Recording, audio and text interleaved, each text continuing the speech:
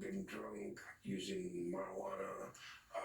They are punching and beating their wives or their girlfriends. We have teenagers running around wild around the hotel, opening the fire exit doors and doing what teenagers do in the stairways, and it's a mess. It's a mess, he said. Of course it is. The whole country is a mess because Joe Biden has ignored immigration laws passed by the Congress. That is a crime, and it has killed huge numbers of Americans, hundreds of thousands dead from narcotics. Fentanyl has changed the entire game here in San Francisco. You can't buy heroin out here anymore. Nobody sells heroin and nobody uses heroin. Everybody has transitioned over to fentanyl. Fentanyl is the most dangerous drug to ever hit the streets in the United States in history. Fentanyl has killed more than 70,000 Americans in 12 months. Here in San Francisco, it's the dominant drug. It's responsible for 3/4 of drug overdoses, brazen drug dealing, and rampant drug use. In the shadow of City Hall, the same City Hall residents say actively enable the fentanyl crisis. All of it, every gram, came over an open border. So what's notable as a political matter is that every one of these disasters, the fentanyl epidemic, the chaos and crime in our cities, the invasion underway through Texas, Arizona, and California, all of those deeply concern Americans. We're not guessing at that. Polls show it very clearly. By contrast, how many voters do you think are lying awake right now worrying that public officials might violate some obscure federal classification law? None. Not a single person. No one outside Washington cares or even understands the issue. And yet, it is classified documents, not our open borders, the Justice Department is punishing Joe Biden for. Why is that? What's going on here? Well, it's simple. Washington is protecting itself. Joe Biden alone is responsible for this crime. He alone took home classified documents. He didn't have help in doing that. But allowing the country to be invaded, that's not something you can do by yourself. So if Biden were to be taken down for opening the southern border, a lot of other people would go with him. He had a lot of accomplices. Permanent Washington doesn't want that. And ultimately, and here's the point, permanent Washington is in charge. It's not the democracy you imagine. We're seeing that now. So if you want to understand, if you really want to understand how the American government actually works at the highest levels, and if you want to know why they don't teach history anymore, one thing you should know is that the most popular president in American history was Richard Nixon. Richard Nixon. Yet somehow, without a single vote being cast by a single American voter, Richard Nixon was kicked out of office and replaced by the only unelected president in American history.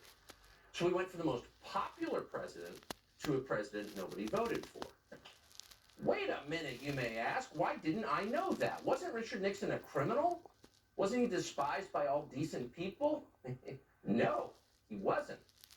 In fact, if any president could claim to be the people's choice, it was Richard Nixon. Richard Nixon was reelected in 1972 by the largest margin of the popular vote ever recorded before or since.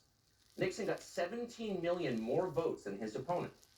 Less than 2 years later, he was gone. He was forced to resign, and in his place, an obedient servant of the federal agencies called Gerald Ford took over the White House. How did that happen? Well, it's a long story, but here are the highlights, and they tell you a lot. Richard Nixon believed that elements in the federal bureaucracy were working to undermine the American system of government, and had been doing that for a long time. He often said that. He was absolutely right. On June 23, 1972, Nixon met with the then CIA Director Richard Helms at the White House.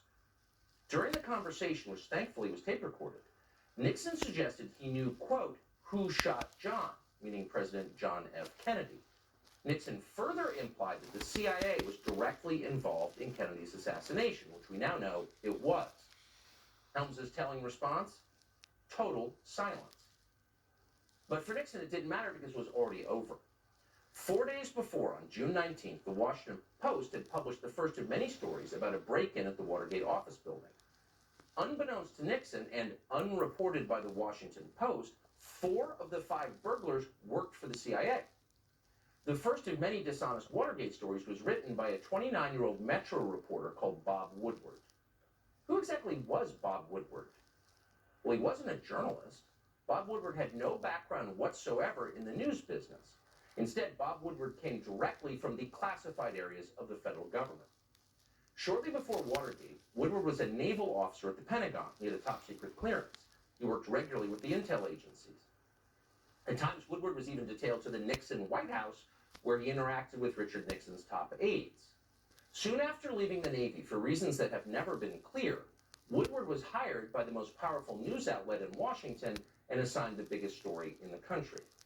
And just to make it crystal clear what was actually happening, Woodward's main source for his Watergate series was the deputy director of the FBI, Mark Felt. And Mark Felt ran, and we're not making this up, the FBI's COINTELPRO program, which was designed to secretly discredit political actors the federal agencies wanted to destroy, people like Richard Nixon.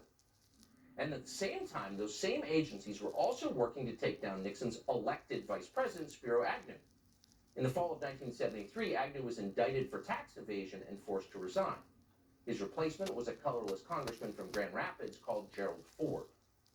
What was Ford's qualification for the job? Well, he had served on the Warren Commission, which absolved the CIA of responsibility for President Kennedy's murder.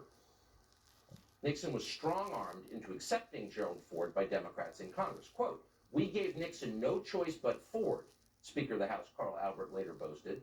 8 months later, Gerald Ford of the Warren Commission was the President of the United States. See how that works? So those are the facts, not speculation. All of that actually happened. None of it's secret. Most of it actually is on Wikipedia. But no mainstream news organization has ever told that story. It's so obvious, yet it's intentionally ignored. And as a result, permanent Washington remains in charge of our political system. Unelected lifers in the federal agencies make the biggest decisions in American government and crush anyone who tries to rein them in. And in the process, our democracy becomes a joke. Now, you may have noticed that the very first person in the Trump administration the agencies went after was General Michael Flynn. Why Flynn? Because Mike Flynn was a career Army intel officer who ran the Defense Intelligence Agency. In other words, Mike Flynn knew exactly how the system worked. And as a result, he was capable of fighting back. 4 days after Donald Trump's inauguration, the FBI lured Mike Flynn into a meeting without his lawyer, concocted a series of fake crimes, and forced him to resign. So that's how things actually work in Washington. Let's stop lying about it. Joe Biden, meanwhile, whooped like a hyena when the Justice Department destroyed Mike Flynn.